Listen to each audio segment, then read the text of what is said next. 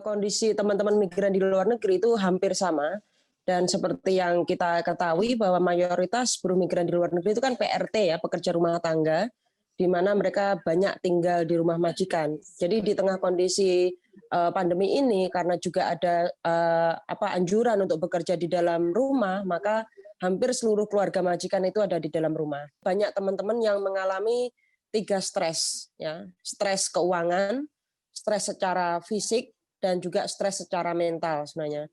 Nah, kalau kita ngomongin stres secara mental itu karena memang majikan ada di dalam rumah sehingga mereka komunikasi dengan keluarga, dengan teman itu juga sangat berkurang. Yang kedua juga adanya larangan libur. Di Hong Kong pemerintah tidak mengatakan melarang libur, tapi menganjurkan untuk libur di dalam rumah majikan. Sedangkan banyak teman-teman PRT migran itu tidak memiliki kamar sendiri. Mereka tidurnya di dapur, di lantai, di ruang tamu, di sofa dan lain sebagainya. Sehingga itu juga berpengaruh terhadap kesehatan mental selain kurang komunikasi, tidak libur dan juga kondisi pekerjaan.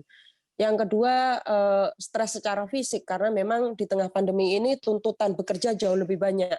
Kita melakukan survei menemukan bahwa teman-teman lebih banyak memasak, lebih banyak bersih-bersih dan juga lebih banyak belanja sebenarnya. Nah, ini juga membuat mereka bekerja misalkan bersih-bersih rumah yang dulunya 1 kali bisa 2 sampai 3 kali. Dan itu juga menggunakan zat kimia yang tidak ada standarnya, berapa penggunaan kaporit, terus zat kimia pembersih lain, dan lain sebagainya. Dan itu juga berpengaruh terhadap kesehatan teman-teman migran. Yang ketiga itu stres keuangan, karena di tengah pandemi ini sebenarnya tidak ada bentuk bantuan apapun ya yang diberikan oleh pemerintah, kecuali masker. Kalau di Hong Kong 1 masker. Di negara-negara lain, PRT migran itu tidak mendapatkan bantuan keuangan. Misalkan di Hong Kong saat pemerintah memberikan bantuan keuangan untuk seluruh masyarakat di Hong Kong yang telah tinggal di sini 7 tahun, tapi mereka tidak memberikan pada PRT migran. Yang kedua juga pemerintah Hong Kong juga tidak menaikkan gaji PRT migran tahun ini. Jadi gaji kita tetap nominalnya, sedangkan kita melihat bahwa kebutuhan itu meningkat karena mulai dari teman-teman yang harus membeli kebutuhan untuk pencegahan COVID-19 itu karena majikan tidak menyediakan, mau tidak mau mereka harus membeli itu sendiri dan negaranya lumayan mahal. Yang kedua juga pemerintah Indonesia tidak memberikan bantuan keuangan untuk keluarga migran ya.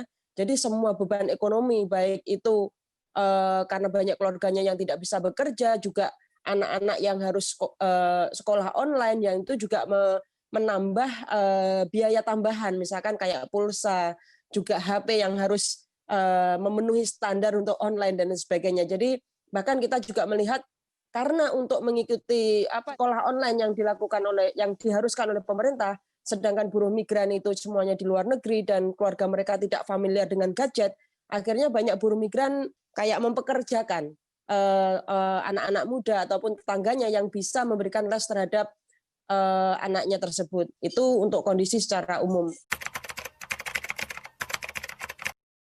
Sebenarnya kita proaktif ya dalam hal ini. Kita saat ada pandemi COVID-19 di bulan Februari, kita langsung berkomunikasi dengan KJRI di Hong Kong ya. Kita untuk menanyakan apakah ada bentuk bantuan, misalkan masker dan bentuk bantuan lain yang diberikan kepada teman-teman migran. Nah itu pun setelah kita meminta baru diberi. Pandemi COVID sudah terjadi di akhir Januari sebenarnya, tapi upaya untuk memberikan pencegahan itu baru ada setelah kita meminta. Yang kedua terkait dengan masalah bantuan-bantuan lain untuk keluarga migran, kita juga sudah menyampaikan kepada pemerintah Indonesia melalui Kemenaker, BP2MI, apa yang harus dilakukan oleh pemerintah dalam hal membantu keluarga migran. Juga buruh migran yang dia korban PHK, yang harus pulang. Kita juga menyampaikan apa bentuk bantuan pemerintah, karena kita juga melihat ternyata banyak uang bantuan yang diberikan pemerintah itu nggak sampai pada keluarga migran, karena keluarga migran tidak dikategorikan dalam keluarga miskin. Jadi kita beberapa kali sih melakukan koordinasi dengan pemerintah Hong Kong, dengan juga perwakilan pemerintah Indonesia dan juga pemerintah Indonesia secara langsung ya, itu berkali-kali yang kita sampaikan, dan kita melihatnya sih masih ya birokrasinya yang sangat lama sekali. Bahkan kita juga belum tahu. Misalkan hari ini kita meminta adanya tes COVID gratis untuk teman-teman yang akan kembali ke luar negeri misalkan. Sampai hari ini belum ada jawabannya apakah itu diberikan atau tidak. Nah, kalau di Hong Kong ini baru-baru saja Mbak, sejak bulan September kemarin ya. Ini setelah kita melakukan aksi online, karena kita selalu dituduh sebagai pihak yang menyebarkan virus corona.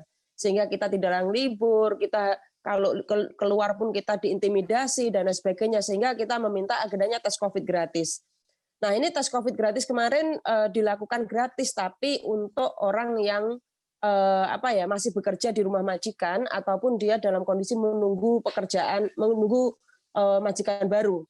Tapi untuk teman-teman yang cuti ke Indonesia, karena persyaratannya kan kalau kita cutinya buruh migran kan biasanya hanya 14 hari.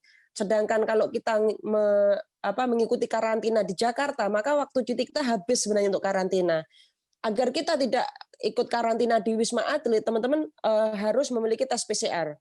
Sedangkan tes PCR di Hong Kong itu harganya sekitar 3.500.000 sampai 4 juta. Nah, ini yang kita sebenarnya juga menuntut agar pemerintah Indonesia misalkan bekerja sama dengan klinik tertentu ya untuk meyakinkan bahwa buruh migran yang ingin cuti, karena itu juga dibantu untuk tes COVID gratis. Jadi untuk yang cuti itu harus membiayai sendiri.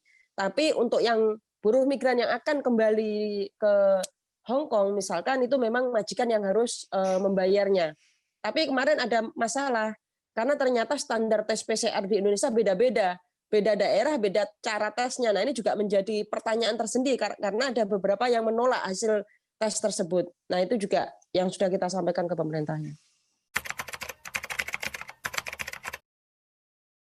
Di Hong Kong saat ini sebenarnya dari awal Hong Kong itu tidak seketat kalau kita bilang tidak seketat Indonesia ya. Artinya bahwa dari awal saat COVID-19 kita masih boleh ke pasar, kita masih boleh ke mall, kita masih boleh ke restoran dan sebagainya. Jadi tidak ada larangan untuk melakukan aktivitas di luar, cuma memang harus mengenakan masker. Itu yang pertama. Yang kedua, saat kemarin ada gelombang yang ketiga, itu ada langsung social distancing di mana orang tidak boleh berkumpul lebih dari 4, kemudian tidak boleh berkumpul lebih dari 2.